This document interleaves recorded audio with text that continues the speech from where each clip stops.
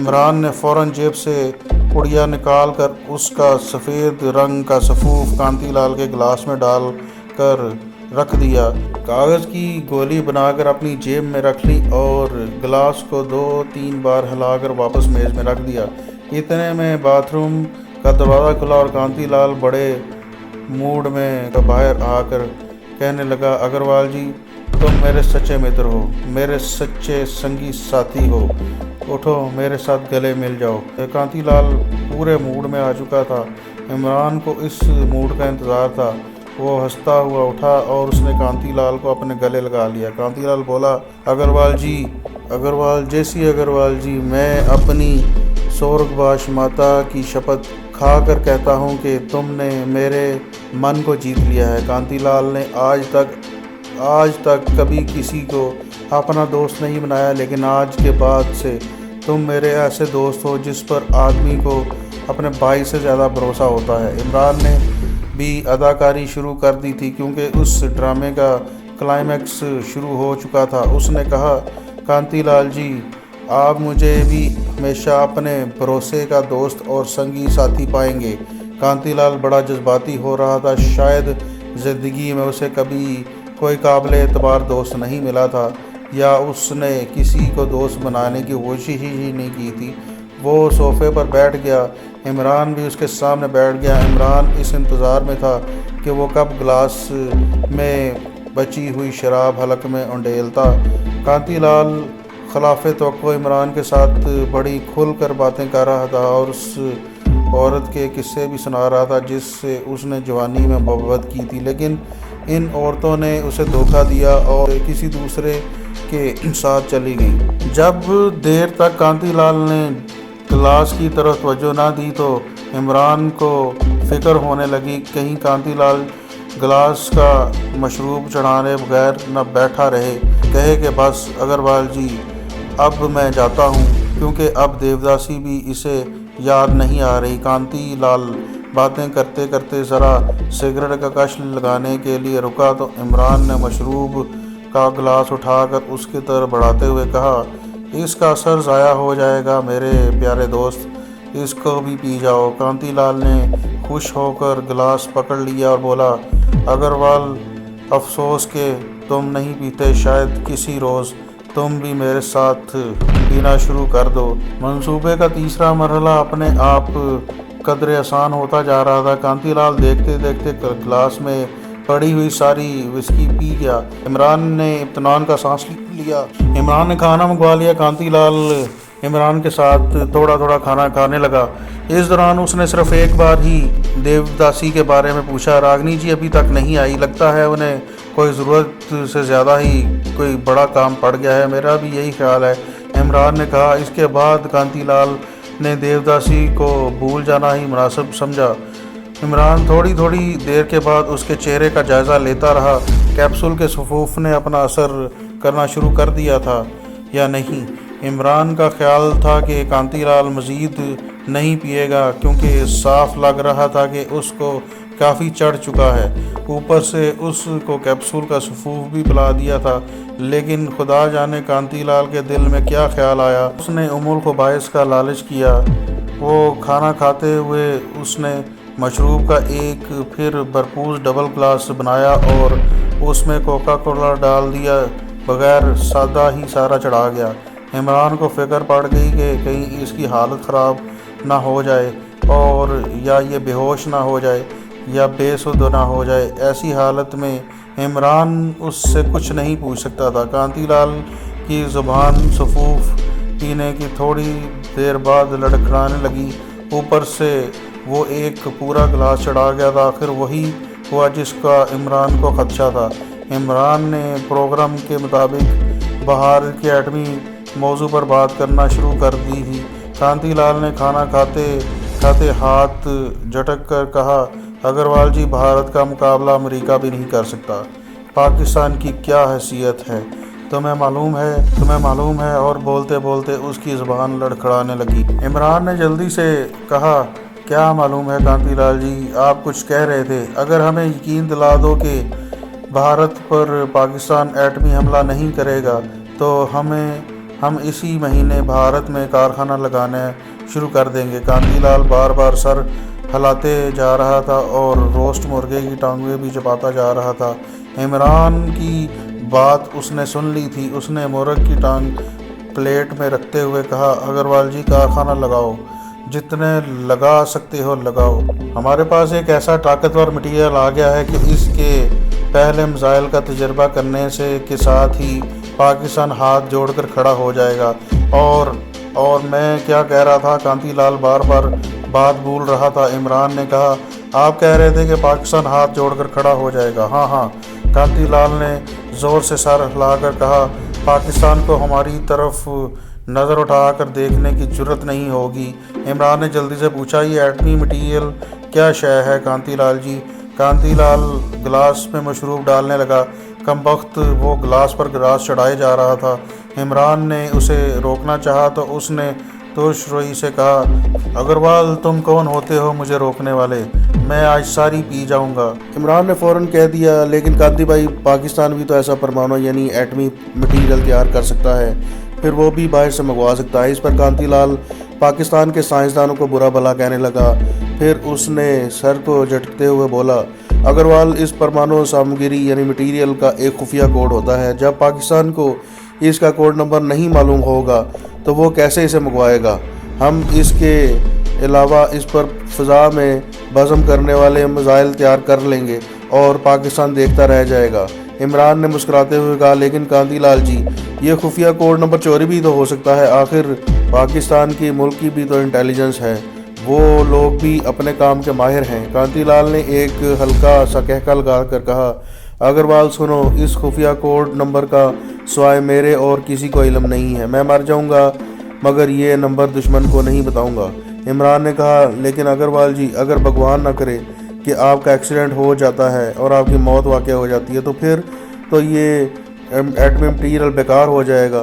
کانتی لال نے گلاس میں سے ایک گھونٹ بھرنے کے بعد کہا، اس کا بھی ہم نے انتظام کر رکھا ہے اور ایک خفیہ جگہ پر یہ کوڈ لکھ کر رکھ دیا گیا ہے۔ اس کی یا مجھے خبر ہے یا پھر ہمارے سب سے بڑے سائنسدان کو اس کی خبر ہے۔ عمران نے کہا، دوسرے ملک کے خفیہ جاسوس اس کا پتہ نہیں لگا لیں گے؟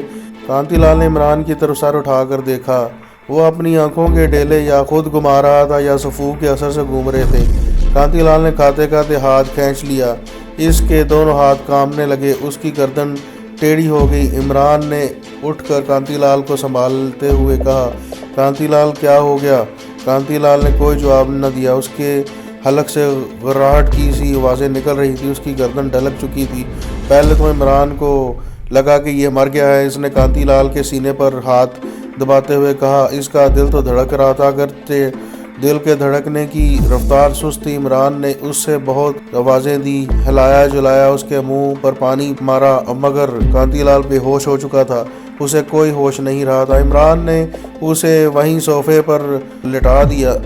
پھر اسے خیال آیا کہ ہوٹل بوائے بل پر دستخط کرانے کے لیے آئے گا تو یہ منظر دیکھ کر اس کو شک ہو جائے گا، وہ جا کر نیچے انتظامیہ کو خبر دے گا۔ عمران نے بے ہوشی کی حالت میں کانتی لال کو اٹھا کر اپنے کندھوں پر رکھا اور دوسرے بیڈ روم میں لے جا کر بستر پر لٹا دیا۔ اسے بستر پر ڈالتے ہوئے اس کی پتلون کی پچھلی جیب میں سے ایک پاکٹ بک باہر گر گئی۔ عمران نے اسے اٹھا کر کھولا، اس میں کچھ لوگوں کے نام اور ٹیلی فون نمبر لکھے ہوئے تھے، ایک جگہ ہندی میں کچھ لکھا ہوا تھا۔ اس نے پاکٹ بک کے صفحوں کو مزید کھولا تو اس نے دیکھا کہ ایک جگہ پر بادامی رنگ کا بٹر پیپر یعنی روغنی کاغذ تہہ کر کر رکھا ہوا تھا۔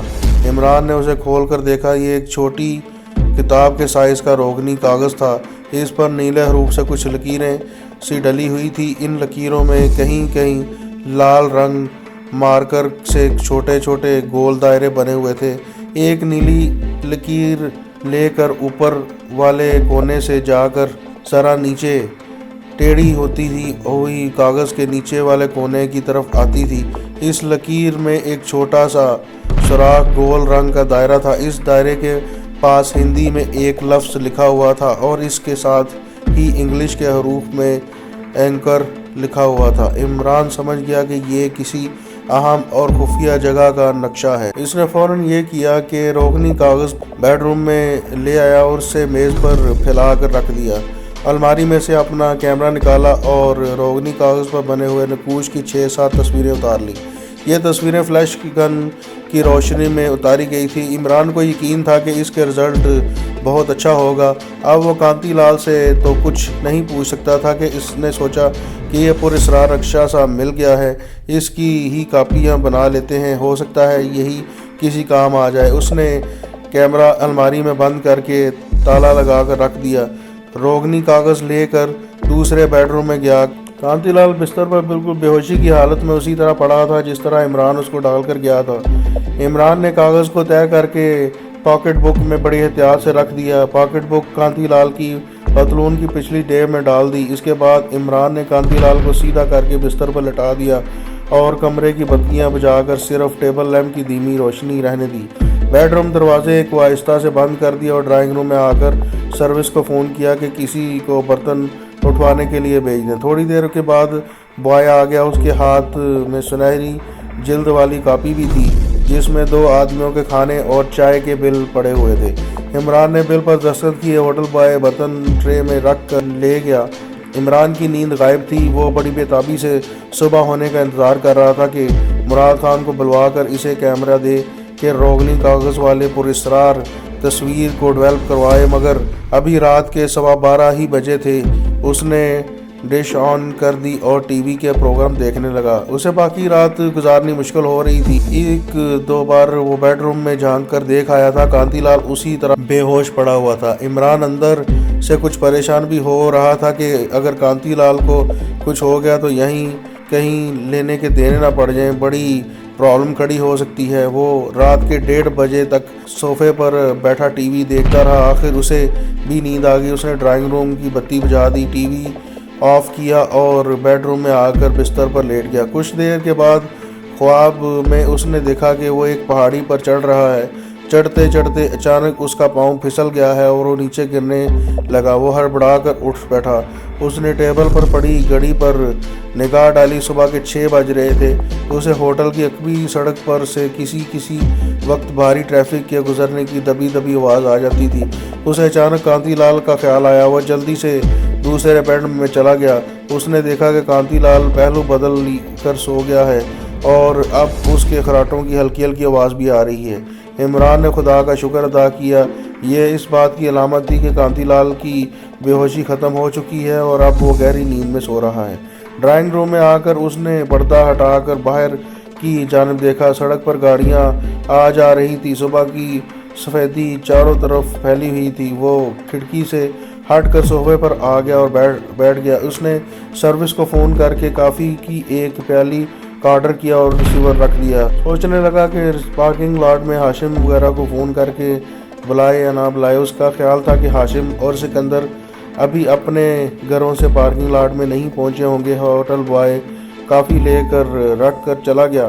عمران نے ٹی وی آن کرنے کی بجائے میز پر رکھا ہوا انگریزی کا اخبار اٹھایا اور اس کا مطالعہ کرنے لگا۔ یہ اخبار ہاکر دروازے کے نیچے سے اندر ڈال گیا تھا جسے کافی لانے والے ہوٹل بوائے نے اٹھا کر میز پر رکھ دیا تھا۔ عمران کو دوسرے بیڈ روم کے باتھ روم میں سے پانی گرنے کی آواز آئی۔ اس نے اخبار ایک طرف رکھا اور جلدی سے بیڈ روم کا دروازہ کھول کر اندر دیکھا۔